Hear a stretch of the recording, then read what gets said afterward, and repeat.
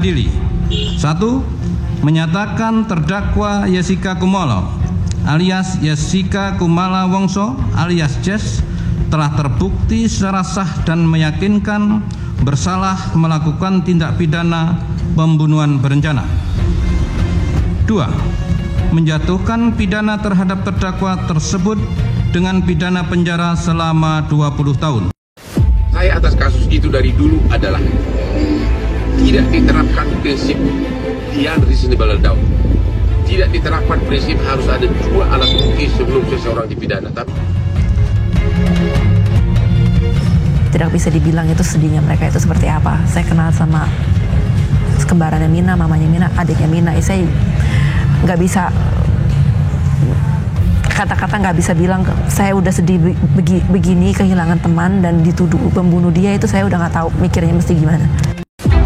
Are you sure Jessica kill Mirna? 1,000,000%. Ini anak nih, aduh, susah lah, detektor gak bisa lewat, tapi nggak tahu, belum dicoba katanya. Tuh belum dicoba juga lewat. Super ini dia, tenang ya pembawaannya, cool. Ya pembunuh berdarah dingin lah begitu kasarnya. Anak saya korban aja, udah ketemu dia sial lah kasarnya begitu dah.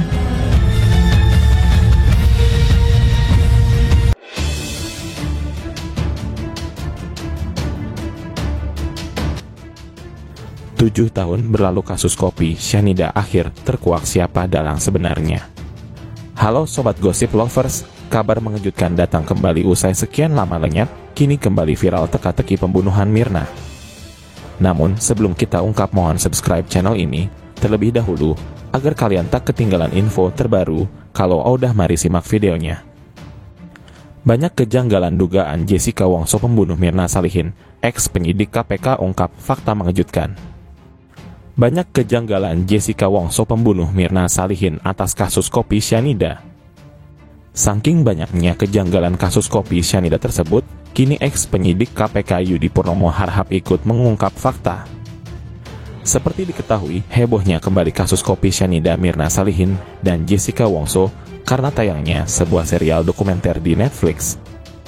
Tayangnya, serial dokumenter tersebut kini memunculkan beragam penafsiran yang meragukan bahwa Jessica Wongso merupakan pembunuh Mirna Salihin. Hingga terkini, ex penyidik KPK Yudi Purnomo ikut mengungkap fakta-fakta berikut. Adapun melalui cuitannya melalui di akun pribadinya @yudiharahap46, ex penyidik KPK ini ikut memberikan perspektifnya berdasarkan pengalamannya, di mana ia menilai bahwa ekspresi dan gerak-gerik Jessica Wongso tidak dapat menjadi kesimpulan bahwa dia adalah pelaku pembunuhan atau bukan. Saya ambil perspektif pengalaman saya sebagai penyidik. Ketika melihat Jessica lagi, ketegasan suaranya dan mimik wajahnya masih relatif sama kayak dulu di persidangan, tulisnya. Alhasil menilai gestur tak cukup jadi kesimpulan dia pelaku pembunuhan atau bukan, lanjutnya. Ia juga menilai soal gerak-gerik dan kegelisahan tanpa ada bukti. Apakah mengira orang yang ketika diperiksa matanya melirik ke atas, keringat dingin keluar, gugup, megang pensil bergetar, gelisah, tangannya gerak kemana-mana itu pasti bersalah? Tanpa ada bukti itu hanya indikasi aja, bisa jadi dia belum pernah ketemu penegak hukum jadi grogi, sambungnya. Ia juga kembali menyoroti soal hukuman penjara Jessica Wongso.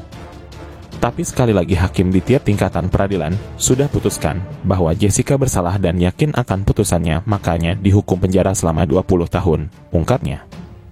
Di sisi lain, menjawab pertanyaan warganet mengenai pembebasan Jessica Wongso, ex penyidik KPK ini mengatakan bahwa hal itu bisa saja terjadi jika ada bukti baru dia bukan pelakunya, tukasnya. Di sisi lain, diberitakan sebelumnya, setelah serial dokumenter kopi Syanida itu ditayangkan, kini banyak orang yang meragukan bahwa Jessica Wongso pembunuh Mirna Salihin. Lantas bagaimana pendapat kalian, guys? Mohon kasih komen ya.